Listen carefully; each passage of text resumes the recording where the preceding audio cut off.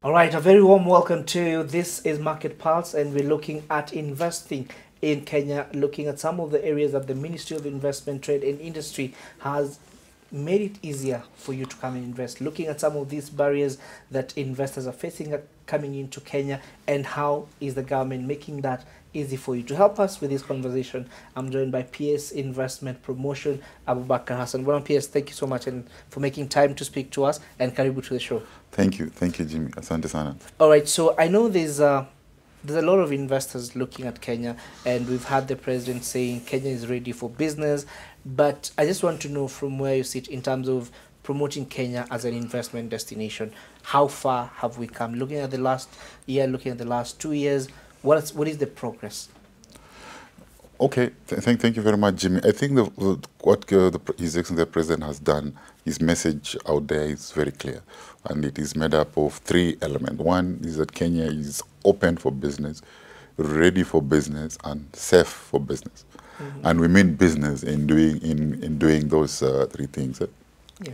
So when we came in, we ascertained, when His Excellency the President came to office, we ascertained the status, of the current status of the private investment into the Kenyan economy, and we found out that the level of private investment as a percentage of GDP was oscillating around 13 to 15% as a percentage of GDP, but the level of foreign private investment was less than 1%. Yeah. Of GDP, and now we ask ourselves, what are the reasons for this, and we formulated a target around attracting FDI, foreign investment, into the Kenyan economy. And one of the reasons which came out clearly was inadequate global positioning in terms of profiling Kenya in the international market. And His Excellency the President has helped us very well there. He has positioned this country, has put Kenya on the map, to the extent that by FDI Intelligence ranked Kenya as #1 in Africa in terms of investment momentum. So that is how far we've come. All right, now going back to the last administration into this administration, one of the things that we have seen the government doing is the setting up of special economic zones. And I just want to know from at the moment, how much investment have we invested in these special economic zone and economic processing zones? All right. So first, this State Department's mandate, the State Department of Investment Promotion, the mandate is basically to coordinate the promotion of private investment into the Kenyan economy, with the aim of attracting foreign or domestic private investment, with the goal of increasing the level of private investment. And this State Department has been given 4 tools to do that. Yeah. One of the tools is the Business Reform and Transformation Unit, which handles the business environment. Another tool is the Kenya Investment Authority, which helps us in packaging and promoting investment opportunity. And the third tool is incentivize economic zones. And the fourth tool is an enabling tool for funding, which is under the state agency, under my State Department, is KDC, to help investors with investment financing.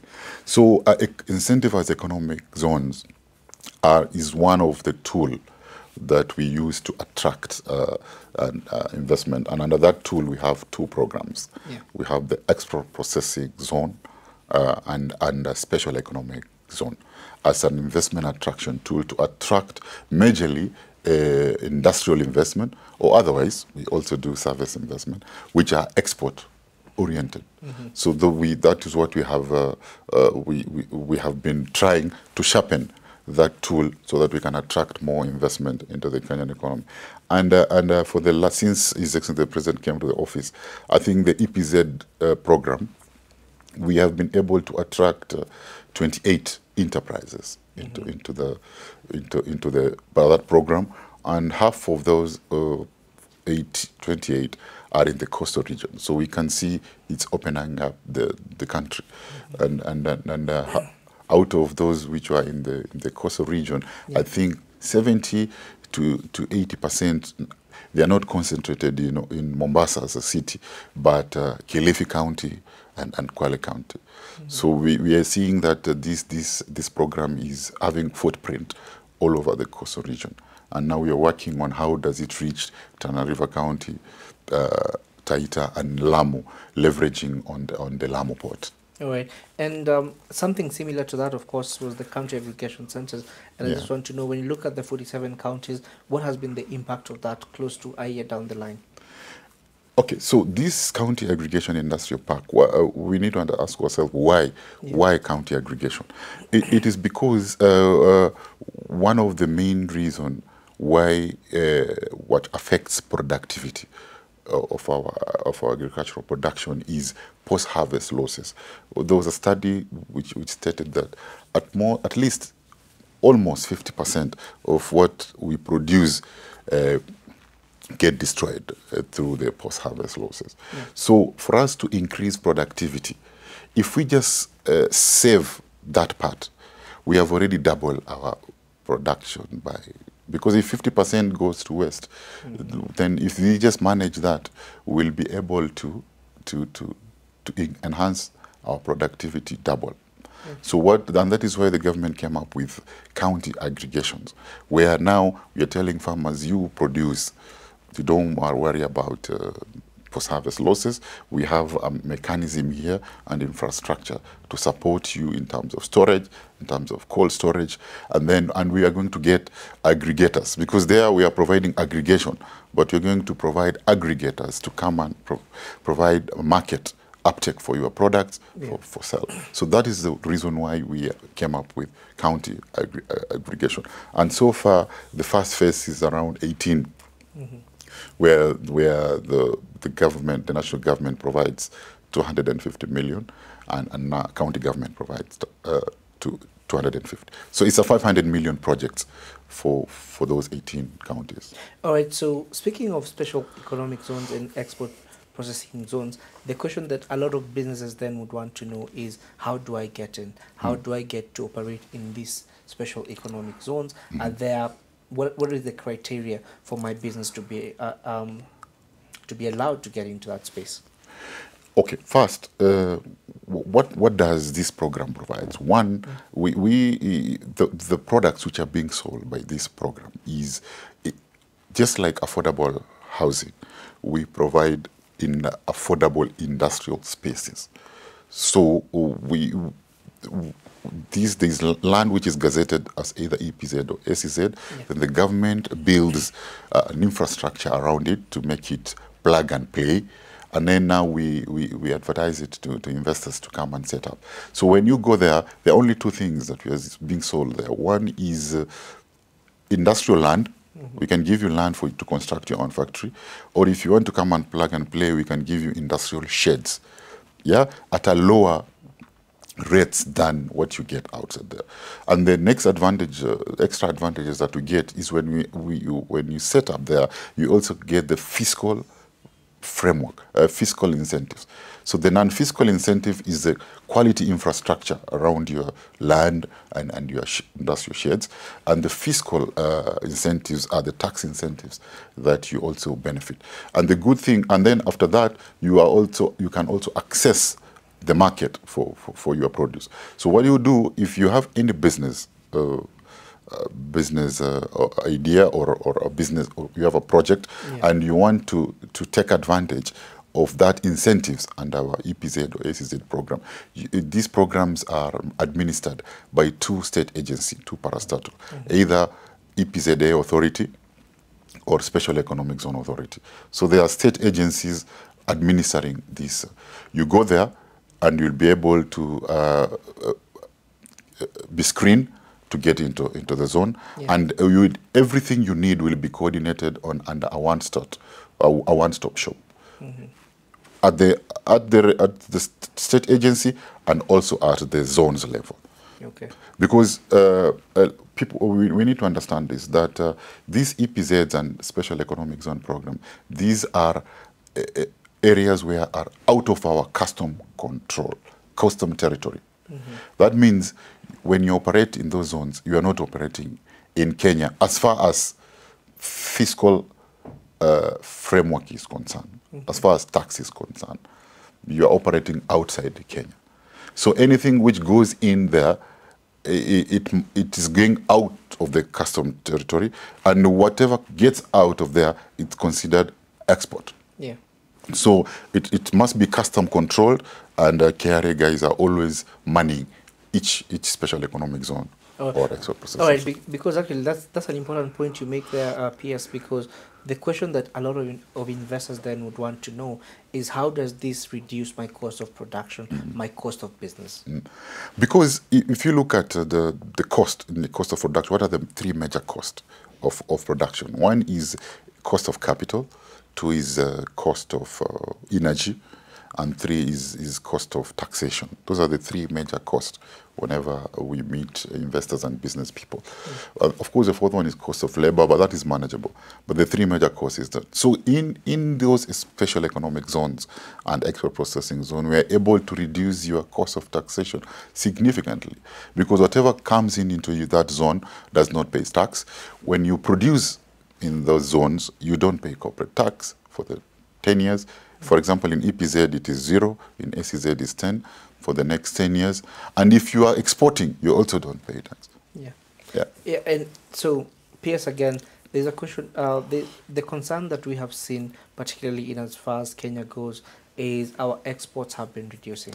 So the question that I would want to know is, as a ministry, what are you currently doing to make sure that Kenya goes back to being a regional leader in terms of exports?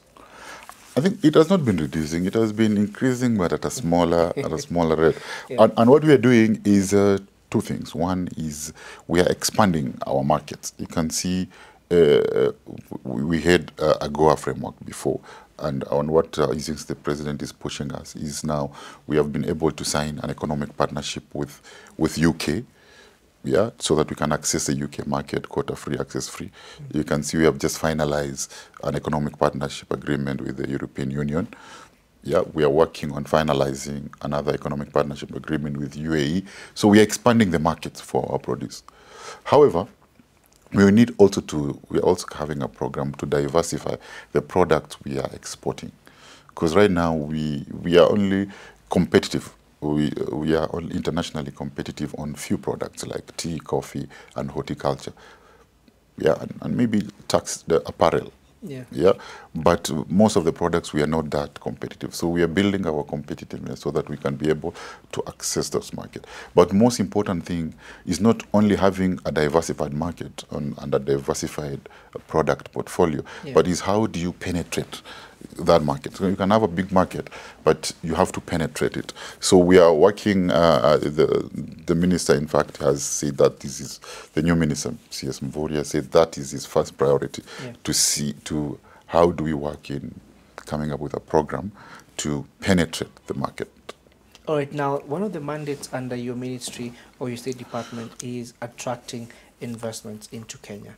And I just want to know, over the last year or so, how much have you been able to attract into the Kenyan market? And if it's local investment, how much have you been able to mobilize to support businesses? Okay, we go by the statistics. For example, you know, whenever there's an investment, we talk about investment. There's an investor, there's an investee. But the most important part is the investment financing.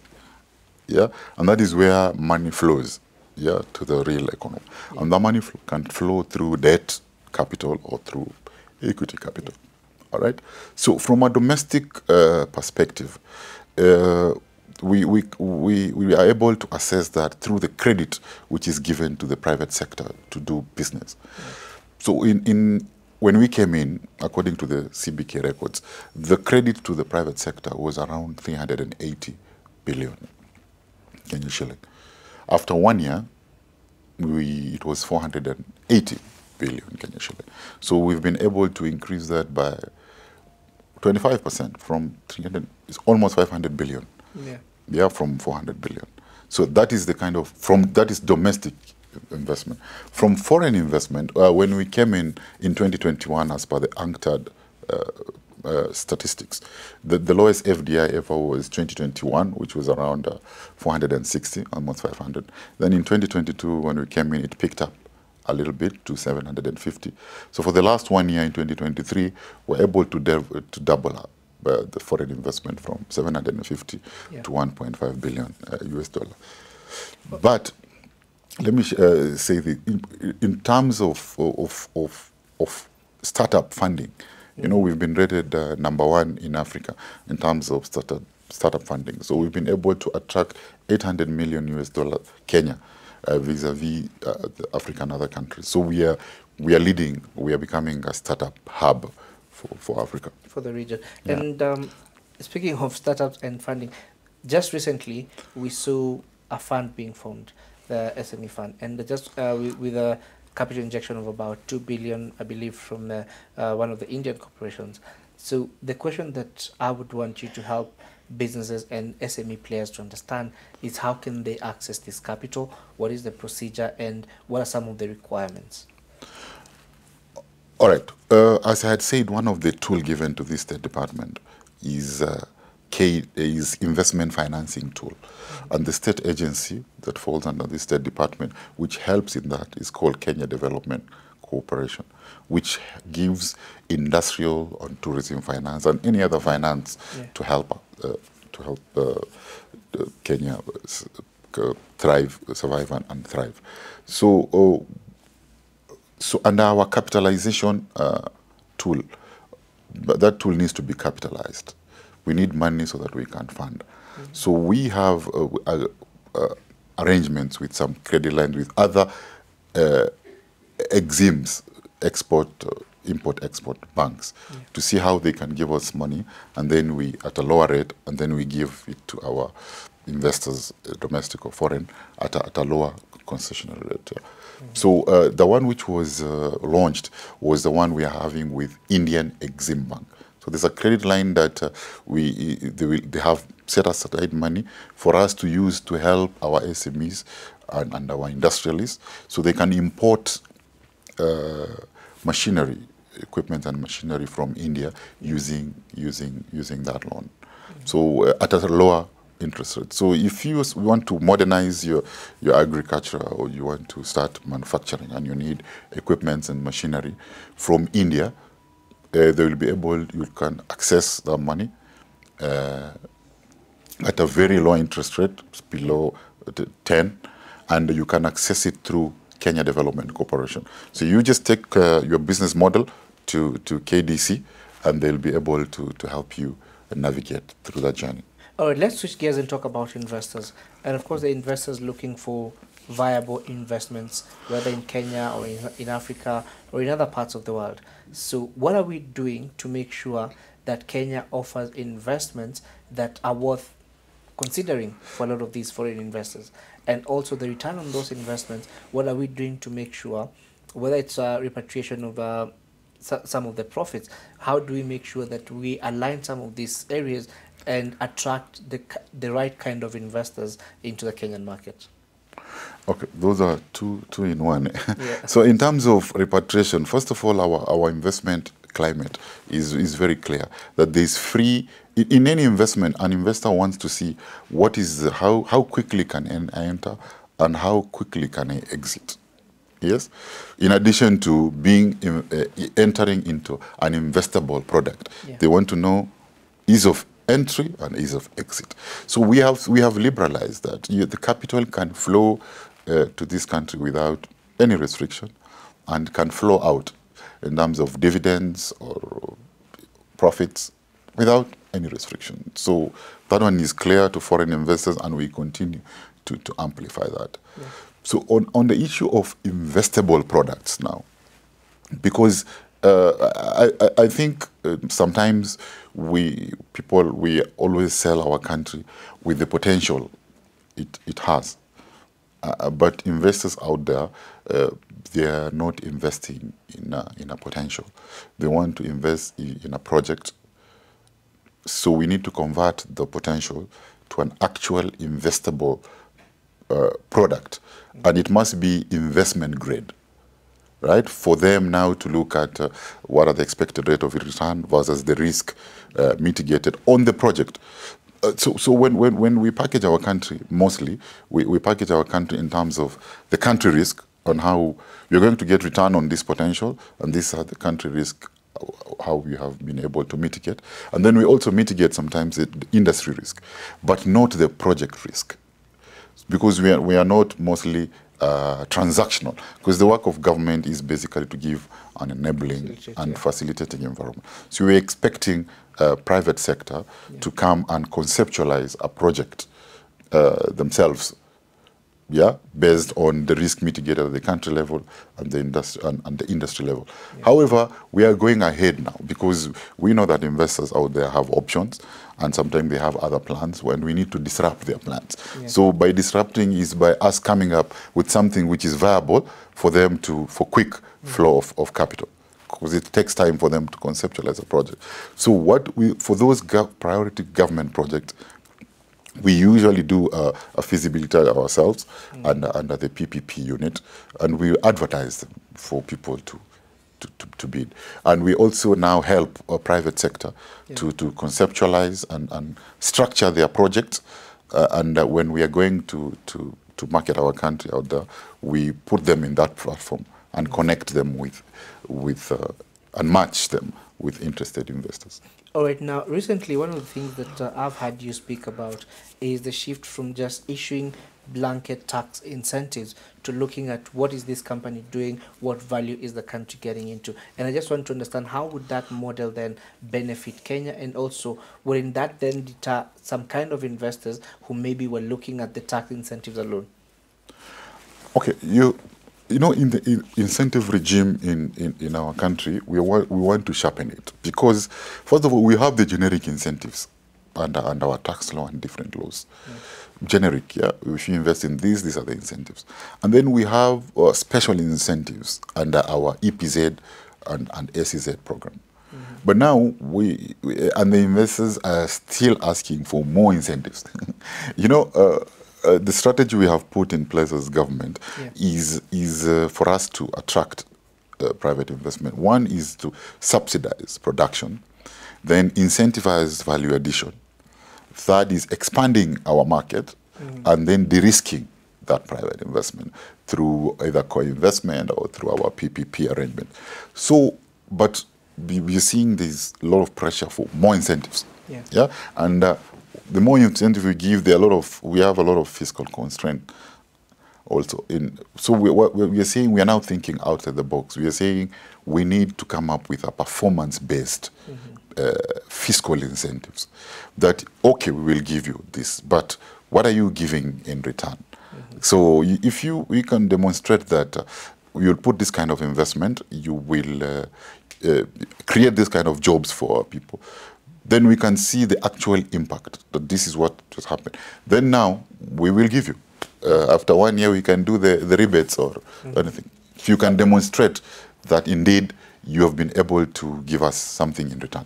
All right, so P.S., in closing, one of the things that I would want you to help a lot of our Kenyan entrepreneurs and businesses is in knowing when to get into the market. I mean, whether you're looking at equity or debt capital, there's a framework, there is a way to making sure that we are investor ready, the business is now ready to scale up. So what is the ministry doing to work with these Kenyan businesses to know when to get into the market, when to ask for that capital injection, when to expand, and how are you walking that journey of linking them with investors?